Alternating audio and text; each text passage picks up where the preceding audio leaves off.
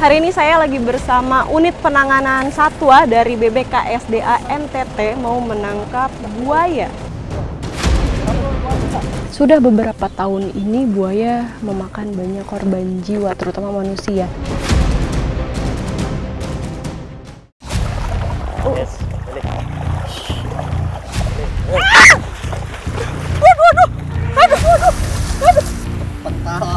Ini emang bukan perkara mudah untuk merilis suatu buaya, apalagi yang sudah sebesar ini.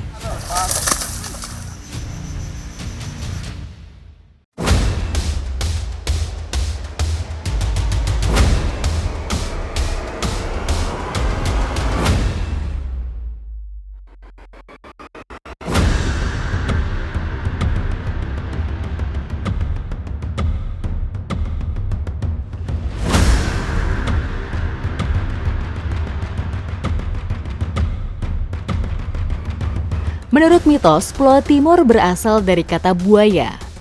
Bukan cerita tanpa sebab, karena hampir di setiap teluk hingga di muara sungai di Pulau Timor seringkali dijumpai buaya. Bersama tim unit penanganan satwa dari Balai Besar Konservasi Sumber Daya Alam Nusa Tenggara Timur, saya menuju salah satu sungai di mana sering ditemukan binatang berdarah dingin ini. 2 jam jarak tempuh dari kota Kupang menuju Sungai Nomina di Timor Tengah Selatan, Nusa Tenggara Timur. Floating trap atau perangkap apung merupakan alat vital yang digunakan untuk menangkap buaya di area sungai dan teluk.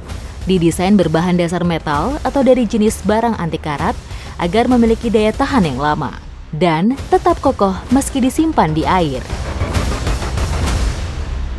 Sebenarnya ada banyak teknik di sini untuk penangkapan buaya, dan ini salah satunya. Ini adalah perangkap apung. Ini adalah salah satu cara paling aman untuk menangkap buaya supaya dia tidak terluka. Walaupun buayanya cukup berbahaya, tapi kita tidak boleh melukai dia. Nanti ini akan disambung lagi dengan kandang satunya, disatukan. Jadi mau buaya sebesar apapun tetap masuk.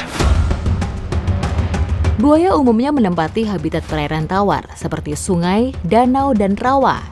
Namun ada pula jenis yang hidup di air payau seperti buaya muara.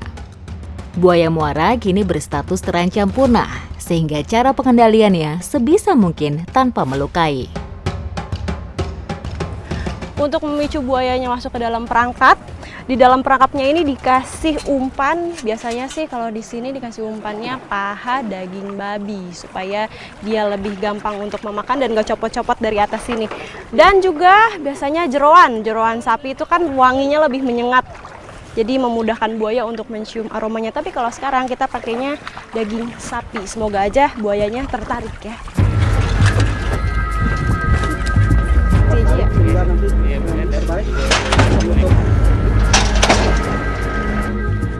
Untuk menangkap buaya dengan teknik perangkap, biasanya ini harus didiemin dulu. Tapi kita sekarang mau menuju ke satu lokasi yang memang dilaporkan sama masyarakat di sana bahwa buayanya suka naik ke daratan. Makanya sekarang kita mau nyisirin dulu di areal sekitar sini nih, menelusuri sungai. Semoga aja ketemu. Sudah Pak? Sudah. Ayo.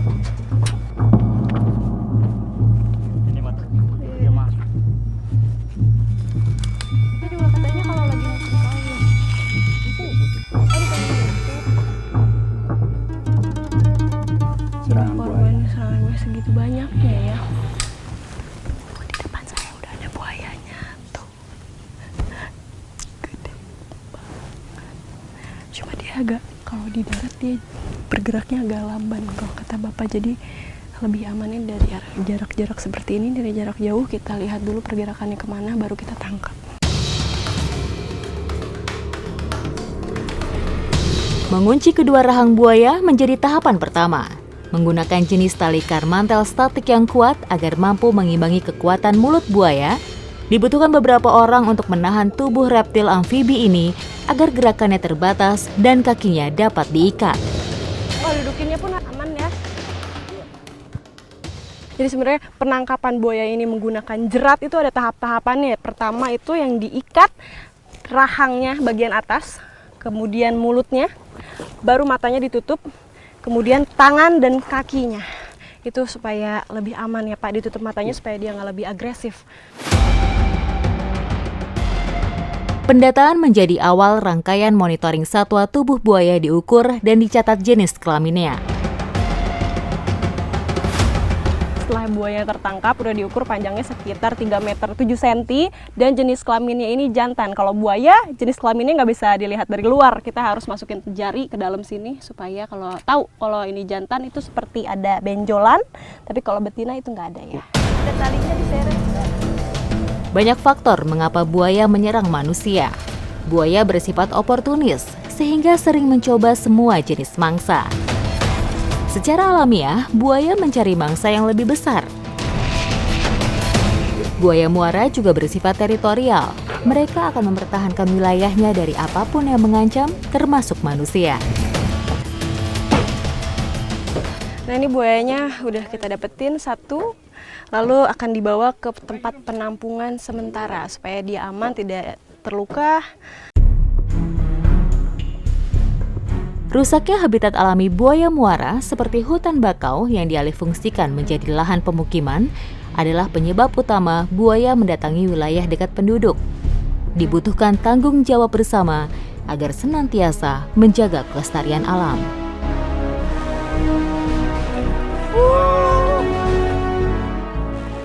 Dia masuk dari sana ke sini, dia udah nggak bisa keluar lagi tuh ya? Iya.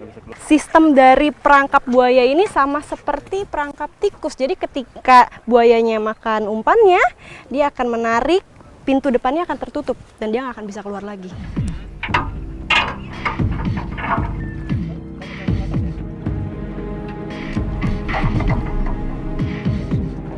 Masya Allah. Awas lepas itu.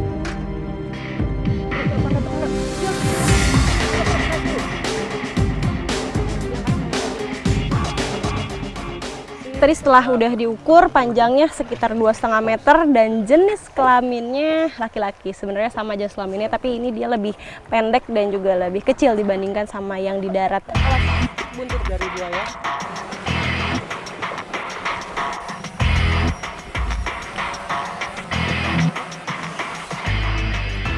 Ya sudah tertangkap buayanya. Ternyata sebenarnya buaya ini ditangkap bukan untuk kepentingan pribadi atau memisahkan dari habitatnya, melainkan ini untuk kepentingan manusia sendiri, biar manusianya pun tidak tersakiti oleh binatang dan buayanya sendiri pun tidak disakiti sama orang-orang lain, dipindahkan ke konservasi ke tempat yang lebih aman tentunya.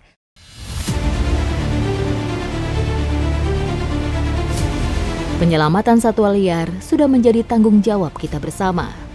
Masyarakat, baik individu atau komunitas, sudah mulai banyak tersadar akan pentingnya keseimbangan ekosistem.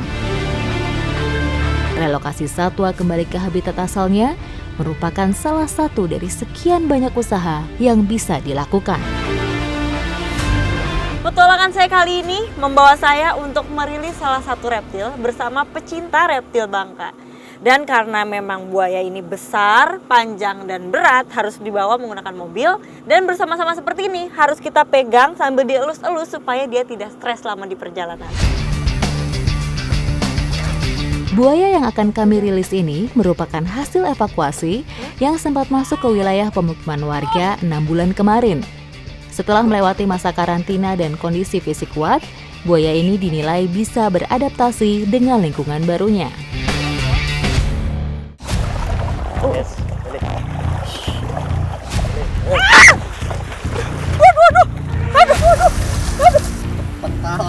Ini emang bukan perkara mudah untuk merilis suatu buaya, apalagi yang sudah sebesar ini. Ini kurang lebih 7 tahun ya Bang.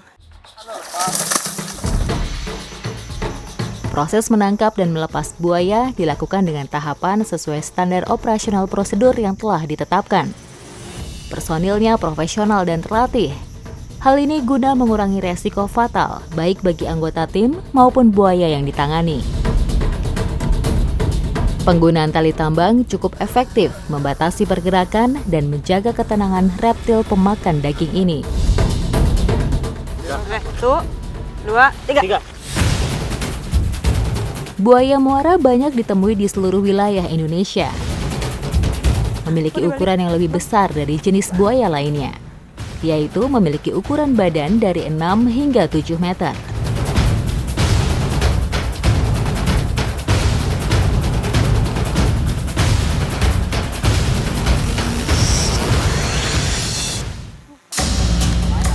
Buaya di alam bersifat sekretif atau suka bersembunyi dan jarang terlihat dalam kelompok.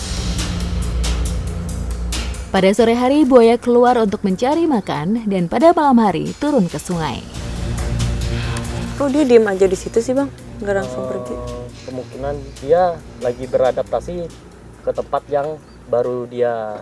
Dia ini kan tempat semulanya kita dapat di sungai. Pemilihan lokasi pelepas liaran harus sangat memperhatikan aspek keamanan dan keselamatan, baik itu untuk buaya ini sendiri maupun untuk masyarakat. Lokasi yang cukup ideal untuk memberi rumah baru bagi sang reptil purba harus berjarak minimal 5 km dari perumahan warga terdekat. Selain itu juga dipastikan bahwa lokasi bukan merupakan jalur aktivitas masyarakat sehari-hari. Karena buaya yang kami kembalikan ke habitatnya ini jenis buaya muara, maka juga tidak boleh terlalu jauh dari wilayah muara atau pesisir.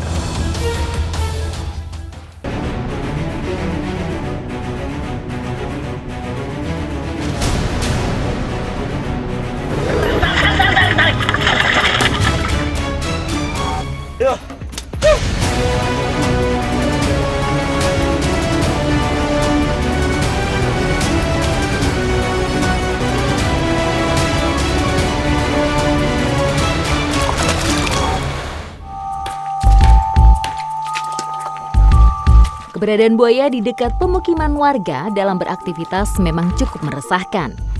Pada dasarnya, insting buaya sebagai top predator selalu ingin berburu mangsa.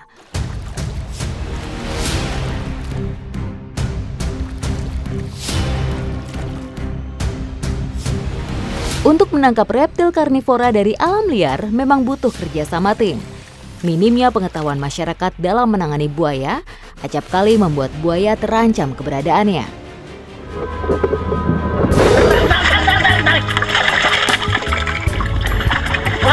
Langsung.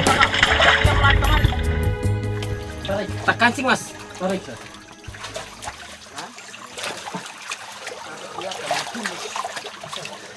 Kameraman? Ya. Kamera darah-darahnya itu.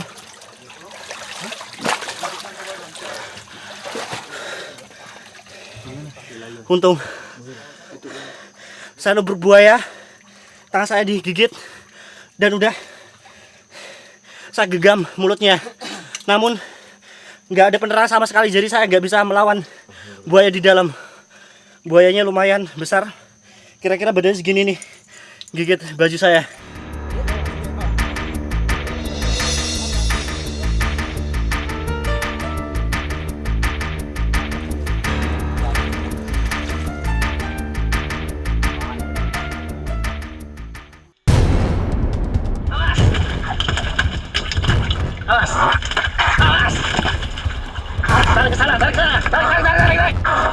Tarik lagi.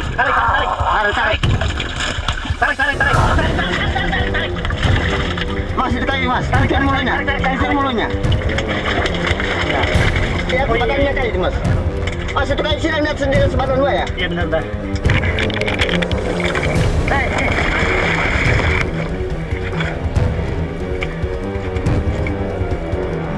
Terangin, lampu. Biar dapat gambarnya. Oke, mas. Oke. Coba diingat lagi aja.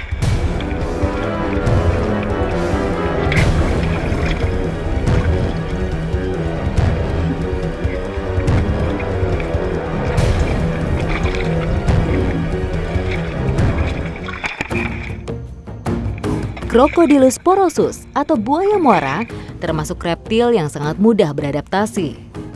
Meski sering dijumpai di kawasan muara, tapi mereka juga bisa bertahan hidup di air asin dan air tawar.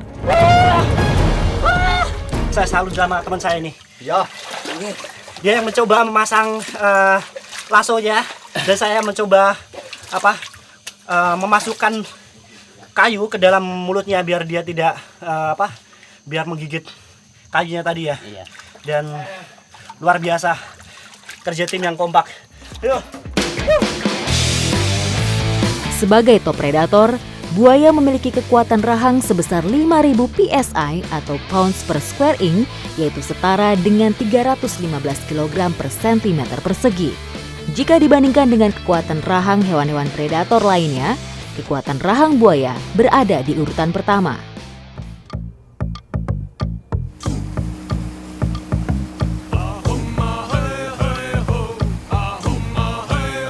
Masuk dalam jajaran satwa purba, buaya bisa memiliki bobot hingga 1000 kg atau 1 ton.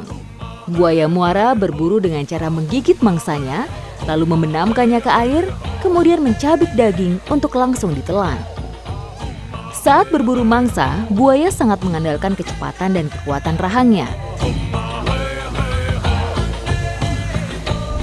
Sekarang kita akan melakukan pelepasan buaya muara ini di habitat mirip aslinya. Yuk.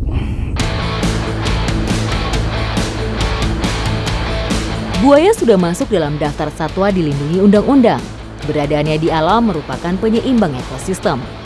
Menjaga habitat aslinya akan mengurangi peluang mereka bersinggungan dengan masyarakat.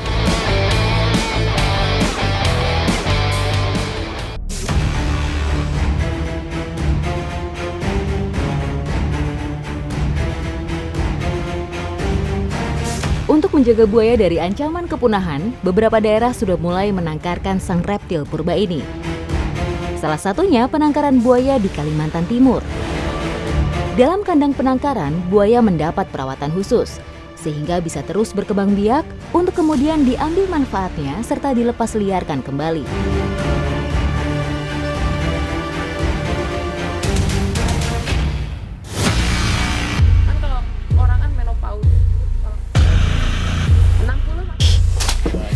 Kita mau ngambil telur buaya, ini buayanya lagi ganas-ganasnya. Ini sarangnya, jadi kita harus usir dulu buayanya supaya dia menjauh, baru kita bisa ambil telurnya.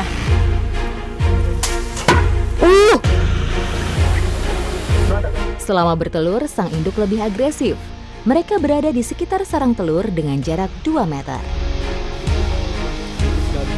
Dia udah masuk ke dalam kolam, jadi sekarang kita harus bergerak cepat, masuk cepat, sebelum dia kembali lagi. Ayo bang, ayo bang.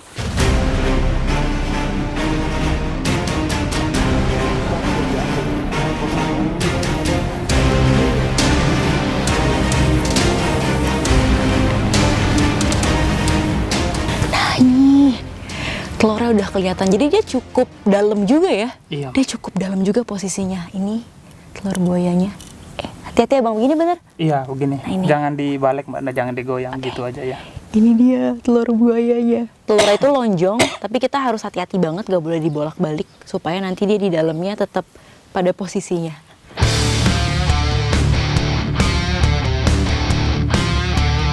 Telur dipindahkan supaya kemungkinan menetas dapat lebih besar. Sebab dari semua jumlah, hanya 25% yang berhasil. Kondisi dan kualitas telur buaya akan berkurang ketika indukan memasuki usia 60 tahun. Sesegera mungkin telur masuk tahap inkubasi agar benih di dalamnya tetap sehat. Ini memang gimana bang cara ngaturnya supaya suhunya tetap stabil? Stabil ya, kita ada ininya. Kita lihat dari suhunya. Oh ini dia. Ini kita di 29 derajat. Jadi suhunya dari 28 sampai 31. Jadi diaturnya panasnya dari lampu. Uniknya, jenis kelamin buaya bukan ditentukan dari genetik, melainkan kondisi suhu sekitar. Temperatur udara yang lebih panas akan membentuk kelamin jantan.